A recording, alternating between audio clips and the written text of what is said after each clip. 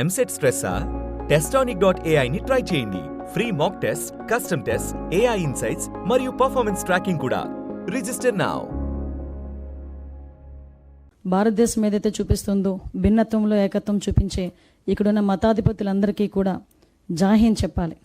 ఎందుకంటే ఈరోజు భారతదేశం అనేసరికి భిన్న మతాలు, భిన్న సంస్కృతులు, భిన్న భాషలు మాట్లాడే భారతదేశం భిన్నత్వంలో ఏకత్వం చూపించే అతి పెద్ద ప్రజాస్వామ్యం ప్రపంచంలోనే లేనిది మన భారతదేశంలో ఉన్నది.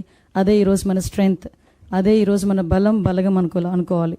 అటువంటి ఈ భారతదేశంలో సుమారుగా 1947 నుంచి కూడా చూసుకుంటే పాకిస్తాన్ మీద మనం పాకిస్తాన్తో కలిపి యుద్ధాలు చేసుకుంటూనే ఉన్నాం.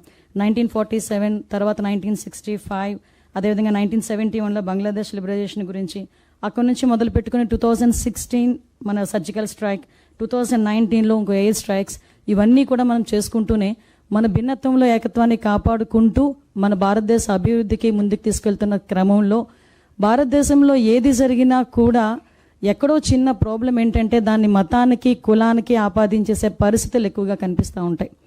అంటే ఈరోజు జరుగుతున్న యుద్ధం అవనేయండి, ఈరోజు జరుగుతున్న యుద్ధం గురించి మనం మాట్లాడుకోవాలనుకుంటే ఏదో ఒక మతం గురించో ఏదో ఒక కులం గురించో మాట్లాడుకునే యుద్ధం కాదు.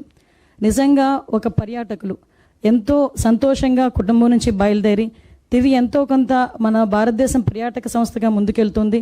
ఆ పర్యాటకంలో వాళ్ళందరూ కూడా చక్కగా ఎంజాయ్ చేసి మళ్ళీ ఇంట్లోకి వెళ్దాం అనుకున్న తరుణంలో ఎంతోమంది కొత్తగా పెళ్ళైన వాళ్ళు కొత్త జీవితంలోకి అడుగు పెడుతున్న సందర్భంలో కాళ్ళ పారాని కూడా ఆరకముందే ఎటువంటి సంబంధము లేని వ్యక్తులు, ఎటువంటి సంబంధం లేని విషయంలో తన భర్తని కళ్ళ ముందే కాల్చి చంపుతూ ఉంటే, స్త్రీని దైవంగా భావించే మన భారతదేశంలో ఆ స్త్రీని పక్కన పెట్టుకుని ఆ కుటుంబ పెద్దల్ని అతి దారుణంగా హింసించి చంపుతూ ఉంటే ఆ బాధ నిజంగా ఆ 26 కుటుంబాలు కాదండి, భారతదేశంలో ఉన్న ప్రతి కుటుంబం కూడా నొచ్చుకుంది.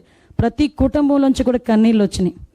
అందులో ఇద్దరు మన ఆంధ్రప్రదేశ్ రాష్ట్రానికి సంబంధించిన వాళ్ళని చెప్పినప్పుడు గౌరవ సీఎం గారు, గౌరవ డిప్యూటీ సీఎం గారు ఇద్దరు కూడా హుటాహుటిన స్పందించడం నిజంగా ఆ రోజు నేను ప్రత్యక్ష సాక్షిని. సార్, ఒంగోలులో ఒక కార్యకర్త హత్య జరిగితే ఆ రోజు ఆ కార్యకర్త హత్యకు అక్కడికి వాళ్ళు పరామర్శించడానికి వచ్చారు.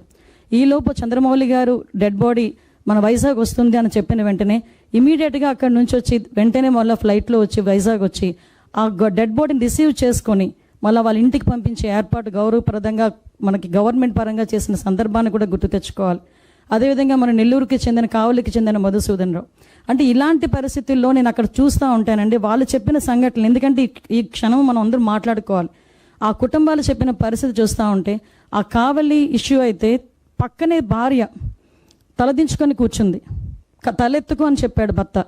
ఈలోపు తలెత్తేసరికి అమ్మాయి ఎప్పుడు తలెత్తిందంటే ఆ భర్త తాలూకా రక్తం తడితో తడిచిన తర్వాత అమ్మాయి తలెత్తి చూసింది. అంటే అంత దారుణంగా చంపిన పరిస్థితులు.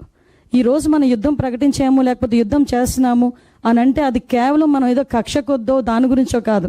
ఒక ఆడబిడ్డకి రక్షణగా నిలబడాలి. మన ఇంట్లో ఆడపిల్లని మామూలుగా మాట్లాడితేనే చాలా గట్టిగా స్పందించే పరిస్థితుల్లో మన ఆడపిల్లల పక్కనే వాళ్ళ ఇంట్లో వాళ్ళ భర్తల్ని చంపడం, వాళ్ళ తండ్రిని చంపడం చూసిన ప్రతి గుండె కూడా స్పందిస్తుంది. అదేవిధంగా నరేంద్ర మోడీ గారు కూడా స్పందించడం. దీనికి ఈరోజు నరేంద్ర మోడీ గారు కానీ, అదేవిధంగా మన గౌరవ హోంశాఖ మంత్రి అమిత్ షా గారు కానీ, అజిత్ దావర్ గారు కానీ, వీళ్ళు ముగ్గురు కూడా ఒక త్రిమూర్తుల్లా పనిచేసి ఈరోజు భారతదేశ ప్రైడ్ని కాపాడుతున్నారు. మన తాలూకా ఆత్మవిశ్వాసాన్ని పెంపొందించే పరిస్థితులు తీసుకొస్తున్నారు. ఏ ఆడవాళ్ళనైతే వాళ్ళ కన్నీరు పెట్టించారో అదే మహిళల తాలూకా ఆర్మీ ఆఫీసర్ మనందరికీ తెలుసు, మన కురేషి గారు, అదేవిధంగా ఎయిర్ ఫోర్స్ ఆఫీసర్ ఒమికా సింగ్ గారు ఈరోజు ఎంత లీడ్ తీసుకొని మహిళా శక్తిని చాట చూపించారో మనందరికీ కూడా తెలిసింది. ఇటువంటి సందర్భంలో మనం అందరం కూడా ఏకంగా ఉండాల్సిన అవసరం ఉంది. ఈరోజు గవర్నర్ గారు పెట్టిన ఈ మీటింగ్ నిజంగా చాలా అర్థవంతమైన మీటింగ్. ఎందుకంటే ఎన్నో కులాలు, ఎన్నో మతాలు, ఎన్నో సంస్కృతులు ఉన్న విజయవాడ లాంటి సిటీలోనే ఉదయం చెప్తే సాయంత్రానికి ఇంతమంది మత పెద్దలు వచ్చారంటే భారతదేశం అంతా కలిస్తే ఎంతమంది ఉంటారో ఒకసారి ఆలోచించండి. వాళ్ళందరం కలిసిగట్టుగా ఈరోజు ఇంకొక విషయం చెప్పాలండి. 75 సంవత్సరాలు స్వతంత్రం వచ్చిన తర్వాత భారతదేశంలో, పాకిస్తాన్లో కానీ ఇంకా ఏ దేశాల్లో కానీ మన భారతీయుడు వాళ్ళని వెళ్ళి చంపేయడనో వాళ్ళని ఇబ్బంది పెట్టడనో ఎక్కడ కూడా కనిపించదు. నేను నిజంగా గర్వంగా చెప్పగలను అన్నమాట, ఒక పౌరాలుగా చెప్పగలను. అటువంటిది అది కాక మనల్ని అక్కడ మన వాళ్ళని ఇబ్బంది పెడతారు, ఇక్కడికి వచ్చి కూడా వాళ్ళు మన వాళ్ళని ఇబ్బందులు పెట్టే పరిస్థితి.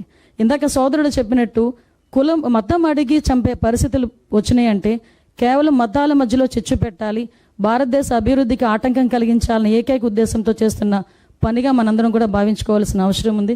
ఇప్పుడు ఒకటే ఇందాకే మా చీఫ్ సెక్రటరీ గారు కానీ మా డీసీపీ గారు కానీ క్లియర్గా చెప్పారు. ఏదైతే యుద్ధ వాతావరణం వచ్చినా ఇక్కడ మాక్ డ్రిల్స్ నిర్వహించడం కానీ, మొన్న 7th మాక్ డ్రిల్స్ నిర్వహించడం కానీ, అదేవిధంగా ప్రజలందరూ కూడా ఎటువంటి ఇబ్బందులు పడకుండా చూసుకునే బాధ్యత కానీ గౌరవ గవర్నర్ గారు, అదేవిధంగా గౌరవ సీఎం గారు కూడా ఈరోజు తీసుకోవటం, మనందరం కూడా ఈరోజు జవాన్లకి సపోర్టివ్గా నిల్చోవలసిన బాధ్యత ఉంది. ఆ 26 మంది ఎవరైతే యాత్రికులు చనిపోయారో వాళ్ళకి ఘన నివాళులు అర్పిస్తూ, అదేవిధంగా ఈరోజు ఎవరైతే మనకు సైనికుడు మురళీ నాయక్ చనిపోయారో ఆ మురళీ నాయక్ నిజంగా ఆ ఒక్క విషయం చెప్పి నేను ముగిస్తానండి. నిన్న మా మంత్రి గారికి ఫోన్ చేశాను. ఏంటమ్మా ఎంతమంది పిల్లలంట కుటుంబానికి అంటే, ఒకే ఒక్కడు 23 సంవత్సరాలు, ఇంకా ఆడపిల్లలు కూడా లేరు. ఒకే ఒక్కడిని తీసుకెళ్లి సైన్యంలో చేర్చిందా ఆవిడ అని అడిగాను.